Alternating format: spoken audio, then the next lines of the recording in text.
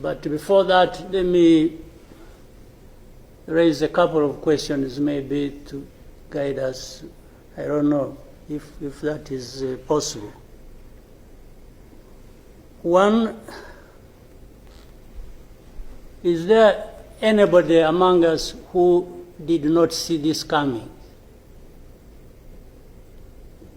I for one, I saw it coming, to be where we are now. I saw it coming because I did not see who was taking charge of the process, who was listening, who was trying to provide any kind of guidance as to what we should be doing from one thing or one day to another. And by this I want to also ask, as the East African community, what did we want from the beginning? Or what did we do about that? What are we doing now? And what do we want to do for where we want to go? Because exactly like President Sami has mentioned, if it is talking about problems and defining them, and I think we have been very eloquent. We have talked about all kinds of things.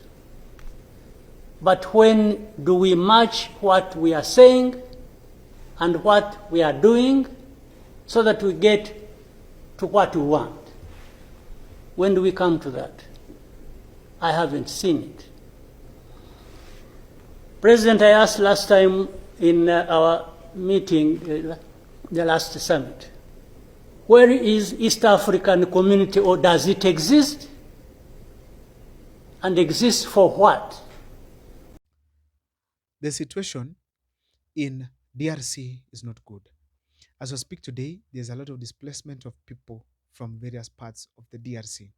Probably the neighboring countries will start getting some of these people being refugees in their countries. Now, therefore, it is not a good situation. Let's remember those people in our prayers. Secondly, we have to remember that there are a few things that have happened. So far, the M23 have taken over Goma, and they also actually the operations are still going on. People are being killed, people are being displaced, as I have just mentioned, and this is a very serious crisis. Thirdly, leaders are blaming each other right, left, and center. We're getting people blaming Rwanda president, that is Paul Kagame. Others are blaming Kagame is hitting back to these other leaders, and it is becoming like a game somehow, ping pong. And as we speak today, the situation is yet to be resolved. Now, we also know that the embassies have been burnt, including here that one of Kenya and many other parts or many other countries. They have been burnt down, and that is a serious thing as far as the diplomatic relationships are concerned.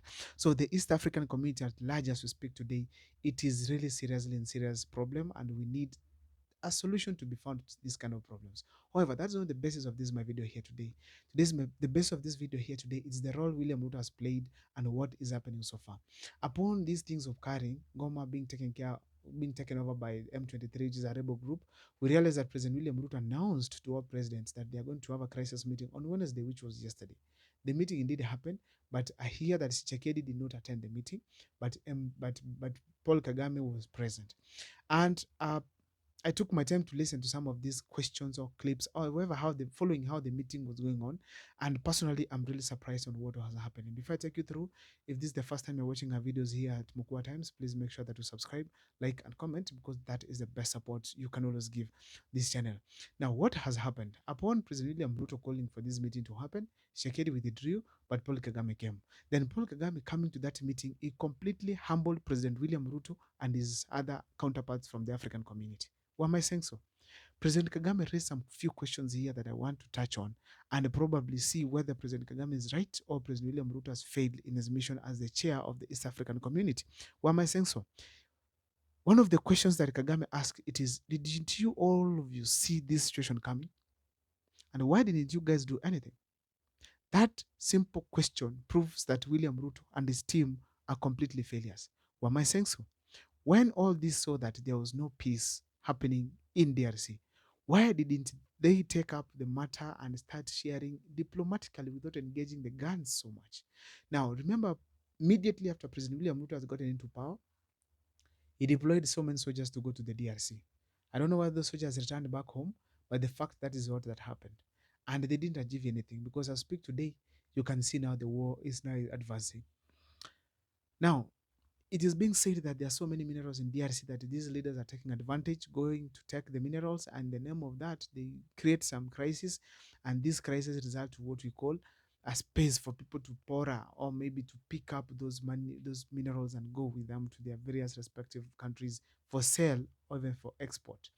Now, so it was very clear from Kagame that these people knew this crisis is coming. They saw this war is advancing, but they all kept quiet, I mean. And if you check critically, under the leadership of President William Ruto, he was supposed to take it up as a serious matter and discuss. Instead, they left the DRC people to suffer themselves, to suffer alone. They left Shekedi alone. They left Kagame alone. They left all those people involved alone. And now M23 has been able to advance. I wish the president could have engaged, that's President William Ruto, could have engaged Kagame and other people early enough so that we don't have these blame games when people are already suffering and the government is already taken over. It is very sad. So therefore, the question that was raised by Kagame, it was simply genuine. And that puts William Ruto's leadership at jeopardy. People feel like he's not a good leader. People feel like it is not doing well. People feel like President William Ruto is incompetent. That's true. Because he could have managed this one differently. Now, also to check on this critically, the fact remains that you see these leaders, especially Kagame, has been blamed. And when these blame games were happening, we didn't see President William Ruto reaching out to Kagame and telling him, excuse me, what is this and this we're hearing? Why don't you people settle down and sit down and talk? They still ignored that. Then they also said very simple things. Kagame was very clear there. He also said that you people here as we speak, we've been talking about this problem to some extent, but we are doing nothing serious. We call them that Nairobi talks after they have happened. That's in my own words. Instead of being attributed to the solution that is going to bring some sanity to the people of DRC, it is attributed to efforts of an individual. He gave an example and said that Nairobi, we had a meeting here of the same. Instead of it looking at now it's going to help DRC, it became a praise point for Uhuru Kenyatta, Uhuru Nairobi, Uhuru meeting, Uhuru declaration, Uhuru something of that kind. So in short, it was giving praises to Uhuru Kenyatta instead of it facing out. I mean, it was becoming too individual instead of it focusing on the solutions to the people of the DRC. And that means very well that whenever these meetings are held, it's individualism that is being portrayed. As a result, there's no leadership in the African community. This is very serious. And as we speak today here, I feel strongly that President William Ruto and the entire East African community leaders have failed, and Kagame has proven them to be poor leaders. Now, let's forget one simple thing. As we speak today, one of the leading growing economies in East Africa, it is that one of Rwanda. Despite being a small country, Rwanda is showing immense support to its people. It is establishing some systems in its country. It's attracting investors right, left, and center. Hence, it's peaceful. And right now, we are seeing policies and no strikes, no protests, just the same way they're happening in this our country.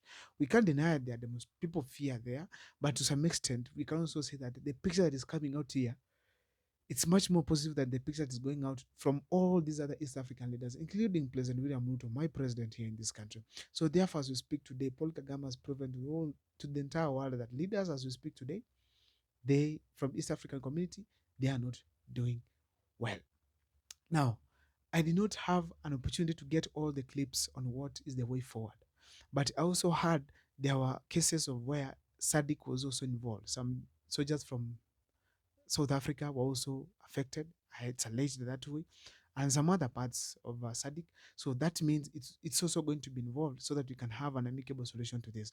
But when I listened to Kagame as well, he still portrayed that the SADC person, like now the president for South Africa, Cyril Ramaphosa, is also implicated that he's not genuine. He's simply pretending to be a peacemaker, but in that sense, he's also not genuine as far as the solving problem of Congo is concerned, which means that this is bringing out African leaders to be so incompetent to an extent that they themselves, they cannot even listen and sort out their problems as we speak. They cannot even come up with a solution to some of these big challenges that are affecting the entire development of the African community. As we speak today, this kind of a crisis has taken over the entire conversations that have been happening, positive conversations that have been going on in the East African community, including election of Nairobi, of Kenya's Raila Amolo Odinga to the AU as the chairperson.